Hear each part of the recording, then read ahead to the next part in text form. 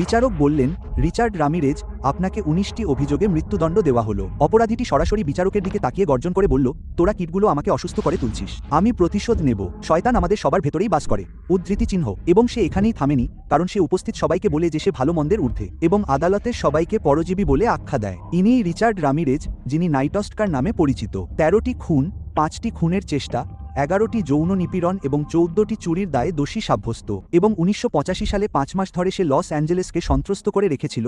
রাতে বাড়ি বাড়ি ঢুকে শয়তানের উদ্দেশ্যে উৎসর্গ হিসেবে দেওয়ালে পেন্টাগ্রাম এঁকে দিত। কিন্তু একজন মানুষ কিভাবে এই পর্যায়ে পৌঁছায়? সে যে শয়তানের কাজ করছে এই বিশ্বাস থেকে। আসলে রিচার্ড রামিরেজ একটি অত্যন্ত ধার্মিক পরিবারে বড় হয়েছে। প্রতি রবিবার গির্জায় যাওয়া, প্রত্যেকবার খাওয়ার আগে প্রার্থনা, দেওয়ালে একটি ক্রুশবিদ্ধ যিশুর মূর্তি। কিন্তু সমস্যাটা ছিল তার বাবা জুলিয়ানকে নিয়ে, যিনি নিজের রাগ নিয়ন্ত্রণ করতে পারতেন না। এক রাতে তিনি একটা হাতুড়ি তুলে নিয়ে নিজের মাথায় আঘাত করতে থাকেন, যতক্ষণ না তার মুখ বেয়ে রক্ত গড়িয়ে পড়ে, আর তার সন্তানেরা তা দেখছিল। আর যখন তার রাগ নিজের ওপর থাকতো না, তখন তা গিয়ে পড়তো তার সন্তানদের ওপর। শোনা যায়, শাস্তি হিসেবে তিনি ছোট রিচার্ডকে কবরস্থানে একটি ক্রুশের সাথে বেঁধে রেখেছিলেন। এর ওপর 2 বছর বয়সে তার মাথায় একটি ড্রেসার পড়ে এবং 5 বছর বয়সে একটি দোলনা তাকে অজ্ঞান করে দেয়, যা তার মস্তিষ্কের আবেগ নিয়ন্ত্রণকারী অংশকে ক্ষতিগ্রস্ত করে। তাই রিচার্ড কি ঘটছে তা বোঝার আগেই ঈশ্বরের ধারণার প্রতি তার মনে এক তীব্র বিদ্বেষ জন্মায়। এরপর তার সাথে দেখা হয় তার বড় চাচাতো ভাই মিগেলের, যে ভিয়েতনাম যুদ্ধের একজন প্রাক্তন সৈনিক এবং বিদেশে খুন করা নারীদের পোলারয়েড ছবিতে ভরা একটি জুতার বাক্স নিয়ে ফিরেছিল। আর রিচার্ড তা থেকে চোখ ফেরায় না। তার কাছে ব্যাপারটা দারুণ লাগে। মিগেল তাকে শেখায় কিভাবে নিঃশব্দে চলাফেরা করতে হয় এবং অলক্ষ্যে ভবনে প্রবেশ করতে হয়,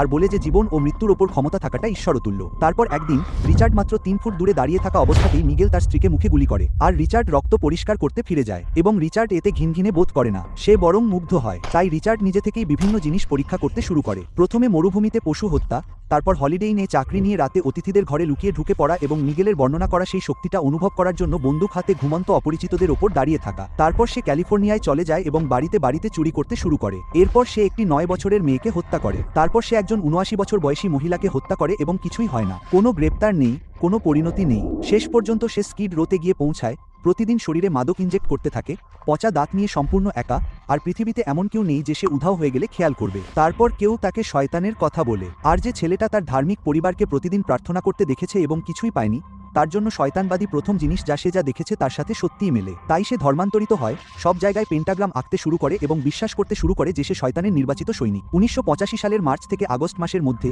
সে 13 জনকে হত্যা করে এবং প্রতিটি ঘটনাস্থলে একটি করে পেন্টাগ্রাম রেখে আসে, এই ভেবে যে শয়তান তাকে রক্ষা করছে। কিন্তু প্রতিটি পেন্টাগ্রাম আসলে পুলিশের জন্য মামলাগুলোকে সংযুক্ত করছিল। ফলে পুলিশ আসল অপরাধীকে খুঁজে বের করে এবং খবরটি সংবাদ মাধ্যমে ছড়িয়ে দেয়, আর তার মুখচ্ছবি সর্বত্র ছড়িয়ে পড়ে। সে একটি দোকানে প্রবেশ করে এটা না জেনেই যে তার মুখ প্রতিটি পর্দায় দেখা যাচ্ছে, আর তখনই একদল লোক তাকে তাড়া করে ধরে ফেলে এবং পুলিশ না আসা পর্যন্ত পাইপ দিয়ে মারতে থাকে। সে 20 বছরেরও বেশি সময় মৃত্যুদণ্ডপ্রাপ্ত আসামি হিসেবে কারাগারে কাটায় এবং 2013 সালে মারা